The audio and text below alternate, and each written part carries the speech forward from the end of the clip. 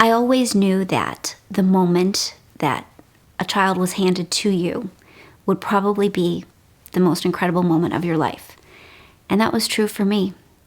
So when I heard Deb's story about when she was handed Stephanie and her reaction and what she did with her, I knew it was a story that we wanted to tell.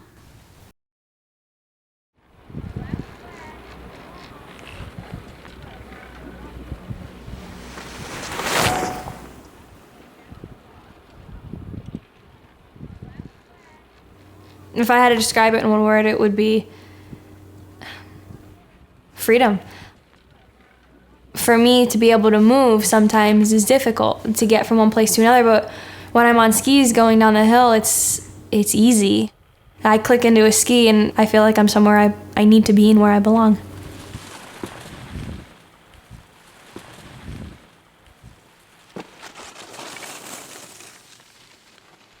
When I asked my mom, what happened in the very beginning, how did this all happen? And she said, first of all, they didn't even expect anything to be wrong with me. And then they suspected Down syndrome, but ends up not even being that. And then eventually they said, okay, your baby's gonna be born with 10 fingers and 10 toes. When I arrived, they were completely wrong. The midwife came up to my side and she took my hand, and I was waiting for the doctor to give her to me because I nursed her. I was waiting to nurse her. And it seemed like minutes, but it was probably a matter of seconds. And the midwife says to me, or to the doctor, "Doctor, you have to tell her." And I looked up at the midwife and I'm like, "Tell me what?" So he looks up at me and he says, "Your daughter has club foot and she may need a prosthetic arm."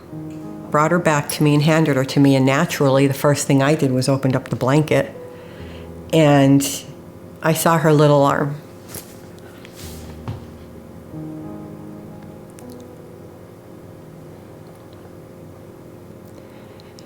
And I cried out and I said, "Oh my God, she's gonna hate me."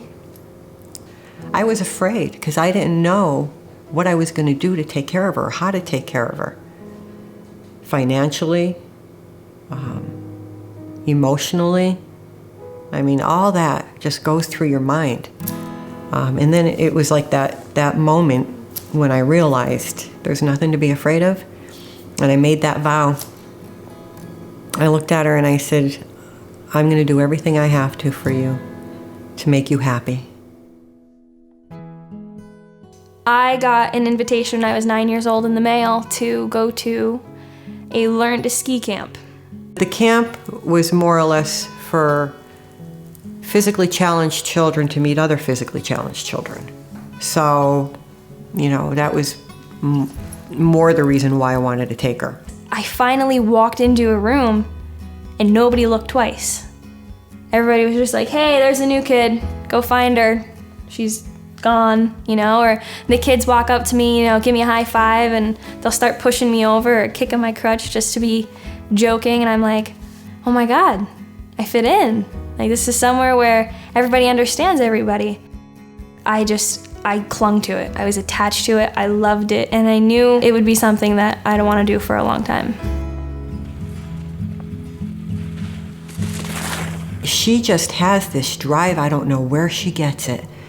She won't give up. In this sport that she's doing, she could be herself. She doesn't need any prosthetics. She doesn't need a wheelchair.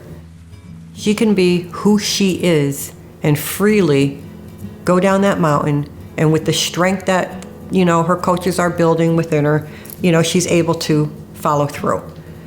Me and my trainer actually have a joke whenever he'll say, "Oh, they have 2 arms and 2 legs," and I'll call them cheaters. So, because clearly you can get by with just one of each, but you don't need to. When I think back about when she was born and how I cried out because she's gonna hate me for bringing her into the world. Oh my God, seriously? Look at what she's brought to the world. I think about that and I realize what a blessing she is to all of us. No regrets and no what ifs. The only time I ever want to look back is to smile, not to frown.